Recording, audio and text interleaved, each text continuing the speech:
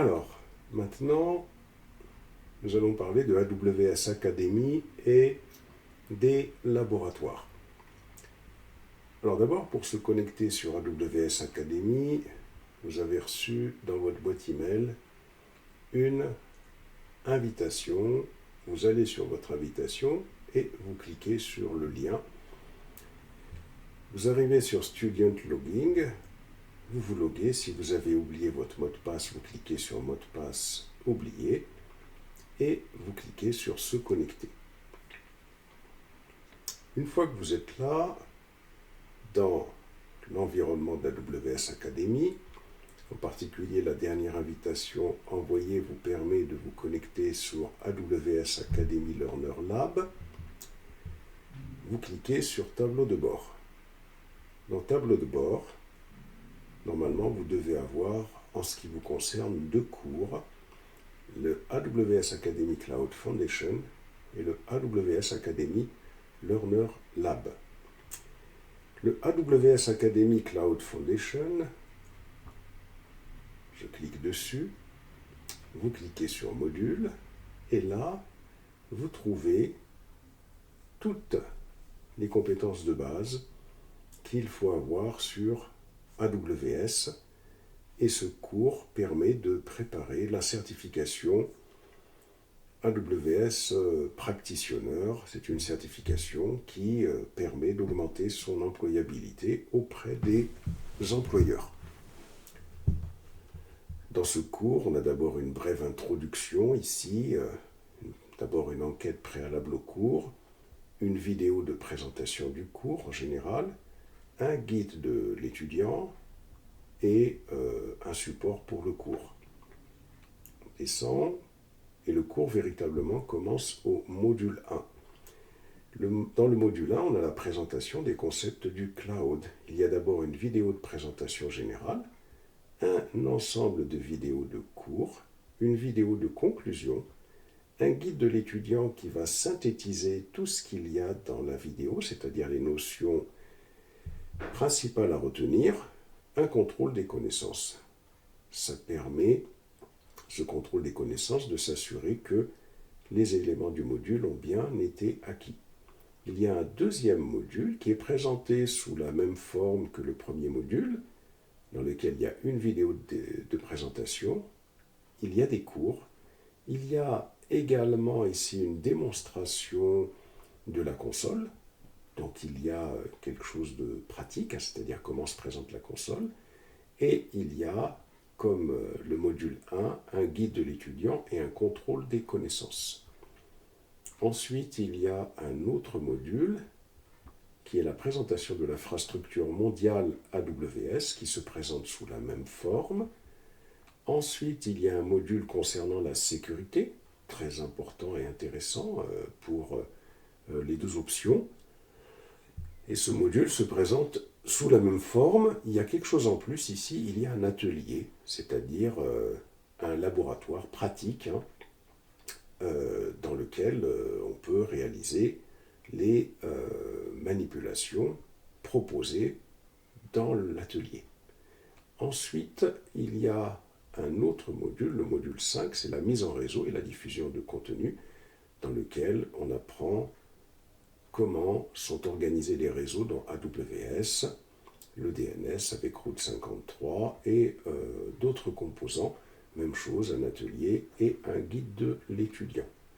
Ensuite, les instances de calcul, en particulier les machines virtuelles que l'on peut créer sur AWS, qui a le cours qui se présente de la même manière. Ensuite, un cours sur le stockage dans AWS, puis un cours sur les bases de données, un cours sur l'architecture cloud et un cours sur l'autoscaling et la surveillance. Et puis donc l'évaluation du cours. Et donc, normalement, à l'issue de cette formation, il y a ici un certain nombre de ressources que l'on peut utiliser pour pouvoir préparer la certification. Ça permet, cette certification-là, d'assurer aux employeurs que vous maîtrisez bien les bases de AWS. Donc ça, je vous enjoins personnellement à travailler petit à petit ce cours sur AWS Cloud Foundation pour pouvoir maîtriser les bases du cloud AWS et pour pouvoir préparer votre certification, l'AWS Certified Cloud Practitioner. Alors bien évidemment, il y a d'autres certifications qui existent dans AWS. En ce qui nous concerne, nous, si on revient sur le tableau de bord, ce qui nous intéresse beaucoup pour notre formation, c'est l'AWS Academy Learner Lab qui est ici. Vous cliquez dessus et vous cliquez sur Module. Alors, dans cette formation, il y a quelque chose d'important dont je vous enjoins de prendre connaissance, c'est comment utiliser efficacement l'atelier pour étudiants de l'AWS Academy. C'est un document au format PowerPoint qui va vous permettre de pouvoir comprendre comment utiliser efficacement l'atelier pour justement ne pas gaspiller le crédit qui vous est alloué, puisque vous avez d'allouer qu'un crédit de $50. Et si vous le dépassez, c'est terminé, vous ne pouvez plus utiliser ou accéder aux ressources que vous avez mis en place. Donc ça, c'est vraiment un document sur lequel il faut aller jeter un coup d'œil. Ensuite, quel sera l'atelier pratique que l'on va utiliser pour nos manipulations? Alors ici, vous avez lancé l'atelier pour étudiants de l'AWS Academy. Je clique dessus. Et là, ça permet aux étudiants d'expérimenter. Mais alors attention, on ne peut expérimenter que sur des ressources qui sont mises à notre disposition. Il y a beaucoup de choses auxquelles on n'a pas le droit d'accéder. Donc il faut faire très attention à être guidé par ce que je vous propose de faire et pas faire autre chose parce que vous risquez d'avoir votre accès qui va être tout simplement bloqué. Donc là, pour pouvoir commencer le laboratoire, on clique sur Start Lab, ici. Voilà, donc là je clique sur Start Lab et là, on va avoir un environnement qui va se mettre en place dans lequel je vais pouvoir pratiquer AWS, mais bien sûr concernant un certain nombre de ressources. Alors, si vous regardez sur votre droite, ici, Learner Lab, j'ai un certain nombre d'indications qui m'indiquent justement ce que je peux utiliser, ce que je peux faire, et ce que je ne peux pas faire et ce que je n'ai pas le droit de faire. Donc là, c'est un document dont il faudra prendre connaissance, surtout si vous devez préparer une ou deux certifications avec cet environnement-là. Ensuite, quand le laboratoire a commencé, vous voyez, il y a AWS qui est en vert ici. J'ai ce laboratoire qui a une durée de 4 heures, c'est-à-dire que maintenant le temps va commencer à se décrémenter. Et quand ça arrivera à 0, terminé, ça veut dire que le laboratoire va s'arrêter. Ensuite, ici, si je clique sur Reset, ça va réinitialiser l'environnement, mais en aucune manière, ça ne réinitialisera pas mon crédit. Ce qui a été dépensé. Vous voyez que le temps là commence à se décrémenter. Ça, c'est ce qui permet de terminer le laboratoire. Donc ça veut dire que les ressources vont rester. Si je clique sur End Lab, c'est quand je clique sur Reset que tout est réinitialisé. Alors, je vais aller cliquer sur AWS pour comprendre comment s'utilise cet environnement. Et là, donc, je suis envoyé sur une console. Donc, sûrement, moi, comme j'étais connecté au préalable, au cas où ça vous arrive, il suffit juste de faire ce qu'il vous dit ici, cliquez ici. Voilà. Comme ça permet de se déconnecter de la console à laquelle je pouvais être connecté. Vous voyez, je ferme. Et puis, je reviens ici et je reclique. Vous voyez, en recliquant, ça permet de pouvoir arriver sur l'environnement AWS. Et donc ici, on va pouvoir commencer à travailler. Alors attention, il y a des restrictions. Alors tout ça est expliqué ici. Vous voyez, quand je reviens sur l'atelier pour étudiants, dans le Learner Lab ici, tout ça, tout ce que je dis est bien expliqué ici. Vous voyez, et c'est bien expliqué également, vous voyez, quand je clique sur module ici, si je reviens sur comment utiliser efficacement l'atelier pour étudiants de la WS Academy, vous avez des détails là-dedans concernant cet atelier pour étudiants. Alors je reviens je reclique sur module pour retourner sur lancer l'atelier pour étudiants de la WS Academy. Je reviens dessus.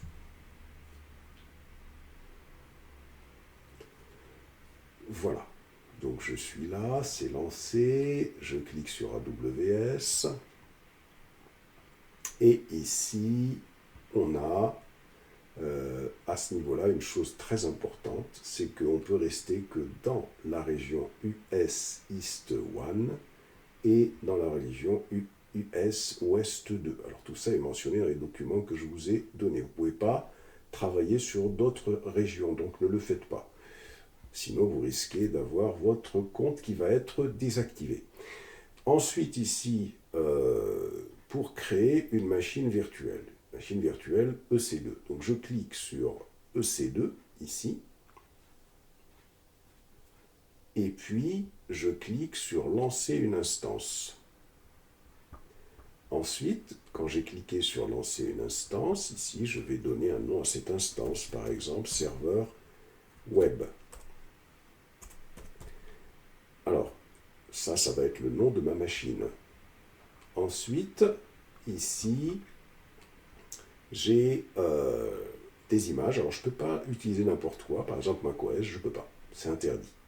Je peux utiliser Amazon Linux. Ça va être possible. On va tenter de voir un peu ce qui est possible. Je vais cliquer sur Windows ici. Voilà. Windows, vous voyez, donc il ne me bloque pas. C'est possible. Donc, Amazon Linux, Ubuntu. Voilà, je clique sur Ubuntu, c'est possible également. macOS, ce ne sera pas. Donc, on va choisir par exemple Ubuntu. Ensuite, une fois que j'ai choisi Ubuntu, vous constatez une chose quand vous choisissez une image. Cette image-là, elle a une ID. Vous voyez, par exemple, l'ID de l'image, elle est là. C'est l'identifiant de l'image. Quand vous sélectionnez une image, cette image a une ID.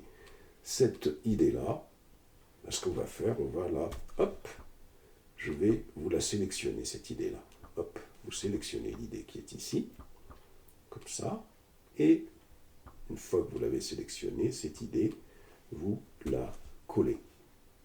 Comme ça. Ça, c'est, on peut mettre à côté, idée ou Ubuntu. Voilà.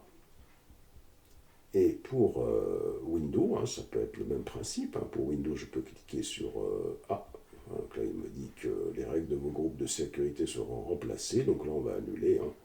On va rester sur Ubuntu. Alors, le problème, c'est que des fois, vous voyez, quand on change un peu, il commence à prendre la mouche. Alors, on descend. On laisse Ubuntu. On descend le type d'instance, c'était de micro, ça bouge pas. On a le droit à plusieurs types d'instances, on a le droit, pas à n'importe quoi, donc restez vraiment dans le cadre de ce que je vous donne. Pour l'instant, on va rester avec des T2 micro. C'est des types de... N'essayez pas d'autres parce que vous risquez d'être bloqué si vous utilisez des paramètres qui ne sont pas possibles. Donc là, pour l'instant, vous faites comme moi. Pour les paires de clés, on ne peut pas créer de paires de clés, donc on va sélectionner une qui nous ont volontairement mis en place. C'est cette clé-là, la VOKey. Et ce type de clé-là, c'est elle qui va nous permettre de nous connecter en SSH à notre machine. On descend, on crée un groupe de sécurité, et là, pour l'instant, on aura juste besoin de nous connecter en SSH à cette machine. On clique sur autoriser le trafic SSH. Alors depuis n'importe où ou depuis mon adresse IP. Vous voyez, vous pouvez autoriser le trafic qu'à partir de votre adresse IP. Voilà, détecter à ce niveau-là. Pour le stockage, pour le reste, vous ne touchez pas. Voilà, et puis là, vous lancez l'instance. Et là, on attend que notre instance soit lancée. Alors pour voir où est-ce que ça en est, il suffit de cliquer sur instance. Et là, vous voyez, on a notre instance serveur web qui est en cours d'exécution. Et puis là, si on va cliquer sur serveur web, si on va cliquer sur notre instance, on la sélectionne. Si on clique sur se connecter, si on clique sur client SSH, il nous indique comment on peut procéder pour se connecter à notre instance. Alors le problème, c'est que il faut avoir la clé SSH qui a été créée. Alors, puisque on est dans un atelier AWS Academy, là, pour pouvoir obtenir cette clé, c'est tout simple, il suffira d'aller sur, ici vous voyez à l'endroit où on était quand on a lancé l'atelier, et on va cliquer sur AWS détail. Et là, il va nous donner ici la clé SSH. Et on va downloader la clé de type PEM. On clique sur Download PEM. Voilà. Une fois qu'on a cliqué sur Download PEM, on va venir sur Téléchargement. Et dans Téléchargement, on a la clé qui a été récupérée à ce niveau-là. Je l'avais déjà ici. Qu'est-ce qu'on va faire? Cette clé-là, on double-clique dessus, on va l'ouvrir avec un bloc-notes par exemple. Bon. Et là, qu'est-ce qu'on fait? On sélectionne cette clé. Voilà, vous la sélectionnez comme ça. Bouton droit, copier. Vous allez sur votre invite de commande.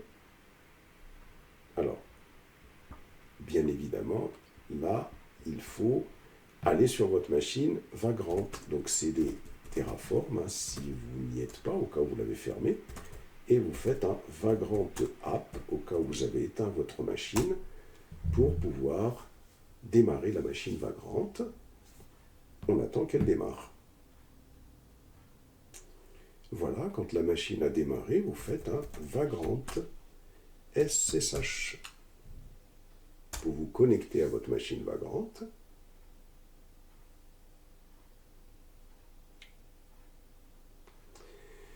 Une fois que vous êtes connecté à votre machine Vagrant, à partir de là, vous faites un mkdir, faites un Terraform, créez un dossier Terraform, cd Terraform, et vous allez créer la clé. Alors la clé qui s'appelle, il suffit d'aller voir dans téléchargement, elle s'appelle labuser.pem, ok. Nano labuser.pem, validez et vous collez la clé à l'intérieur. Hop, je sauvegarde, la clé est copiée. Ensuite, si vous faites un ls-al, vous voyez que la clé, elle a trop de propriétés, en particulier une propriété d'écriture, ça c'est pas possible. Donc sudo chmod 400 labuser.pem et vous validez. Là, si vous faites un ls-al, la clé SSH n'a que la propriété en lecture pour le propriétaire de la clé, et ça c'est beaucoup plus sécurisé. Maintenant, on retourne à... oula, il faut se reconnecter, on nous dit qu'on est déconnecté. Bon. C'est ici, non, j'en avais deux là. Voilà, c'est plutôt ici. Donc on va récupérer la syntaxe de la connexion SSH. Alors ici, par contre, il nous donne une clé qui n'est pas tout à fait celle que l'on a utilisée, mais ça, c'est pas de problème. On fait compile ici. On vient à ce niveau-là. On colle, et là on va remplacer voqué par labuser. Labuser.pem, on valide. On écrit yes, on valide. Et voilà, on est sur on est tout simplement sur la machine qui est sur AWS. On fait ls, par exemple, on peut faire un ls. Là, si on fait un ls ici, on n'a rien, mais on peut faire un cd alors si le cd, on peut faire un ls slash. Voilà, donc là, on est bien sur la machine distante. Sur AWS. Voilà donc là comment on a pu créer cette machine-là sur AWS. Et si on souhaite se connecter à cette machine, non pas à partir d'un Linux, mais à partir d'un Windows, donc dans ce cas-là, il faudra venir sur le laboratoire qui est ici, et là, il faudra cliquer sur Download PPK. C'est une clé au format PPK donc, qui va être récupérée. Donc si je viens ici pour la récupérer, si je vais dans téléchargement, voici la clé au format PPK, l'abuser PPK. Et il faut que vous ayez PuTTY. Alors soit vous avez PuTTY sur votre machine, soit vous le téléchargez pour Windows. Vous recherchez PuTTY. Moi, je l'ai ici, PuTTY. Et pour pouvoir me connecter à la machine distante via PuTTY, j'ai deux choses à faire. D'abord, je vais venir sur SSH ici. Et je vais cliquer sur AUTH ici. Je clique sur Credential. Et là, dans Private Key File Authentication, je clique sur Browse. Et je vais récupérer la clé SSH qui est ici. Et puis, je vais sur Login ici, sur Session. Et ici, il faut que je récupère l'adresse IP publique de ma machine. Donc, je vais venir à ce niveau-là. Et quand je serai là, vous voyez, donc ici, je reviens sur le... comment dirais-je, donc sur ma machine. L'adresse IP publique de la machine, alors pour la voir, si en termes d'IP, il suffit de revenir sur instance ici. Vous cliquez sur instance, et ici, vous voyez, il faut bien sûr que l'instance EC2 soit cochée, et là, je vais descendre sur l'adresse IP publique qui est ici. Ben voilà, elle est ici. Donc je récupère cette adresse IP publique, et je vais donc venir sur PuTTY à ce niveau-là, et je vais coller. Je colle, et je clique sur Open. J'accepte. Il me demande comment je vais me loguer. Alors ça, c'est assez simple, puisqu'on a vu tout à l'heure que l'utilisateur, c'était Ubuntu. On valide, et là, voilà, je me retrouve sur la machine. Donc, voilà pour vous présenter le laboratoire AWS Academy sur lequel on va travailler. Faites très attention, vous ne pouvez pas faire n'importe quoi. Donc, bien évidemment, pour pouvoir prendre en main tout ça, il va falloir suivre la formation. Donc, bien évidemment, il faut comprendre ce que c'est qu'AWS. Alors, une fois que vous avez fini ici, une chose importante, on va revenir ici sur instance C2, puisqu'on n'en a plus besoin de notre instance. Donc, vous voyez, cette instance-là, vous la sélectionnez comme ça, et vous allez tout simplement aller sur Action, même pas d'ailleurs, vous allez sur État de l'instance, et vous allez cliquer sur Résilier, éliminer l'instance. Et là, vous cliquez sur Résilier. Voilà, l'instance est en cours de fermeture. Donc, vous fermez l'instance. Voilà. Et vous laissez l'instance se fermer jusqu'au bout. Et rester là. Quand vous voyez que c'est en cours de fermeture, c'est fini. Donc là, vous pouvez fermer à ce niveau-là. Et dans les ateliers pour étudiants, vous voyez, on est à 3h30 de temps qui nous reste. Ici, on va faire un reset. Reset will delete all your contact in the work area, replace it with the starter code. If you choose yes, all the resources and data that have been configured. Donc, vous voyez, vous détruisez absolument tout ce qu'il y a dans votre environnement. C'est mieux comme ça. Il n'y a pas de crédits qui vont être impactés. Et puis là, vous voyez, ça recommence. Fin du laboratoire à ce niveau-là. Est-ce que vous êtes sûr de terminer le laboratoire? On est sûr. Voilà. Donc, voilà pour vous présenter un peu cet environnement dans lequel on va pouvoir travailler, mais alors avec prudence.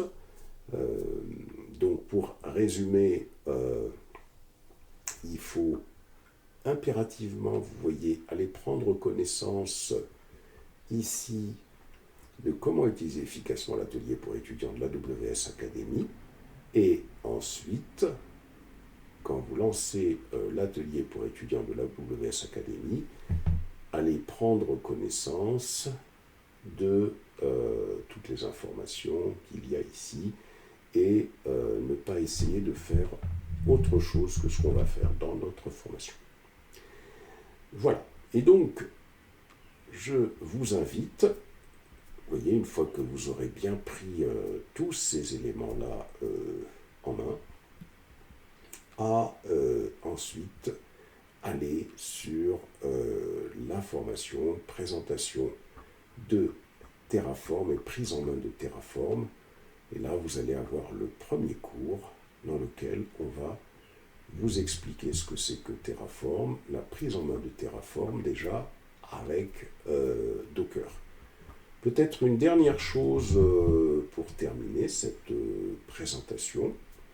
Ici, au niveau de votre machine Vagrant que vous avez créée, alors je vous invite à en sortir, comme ça, exit. Et juste après, donc, qu'est-ce que vous faites? Eh bien, vous allez passer à la vidéo préparation de l'environnement pour la prise en main de Terraform, qui est ici, c'est la vidéo suivante.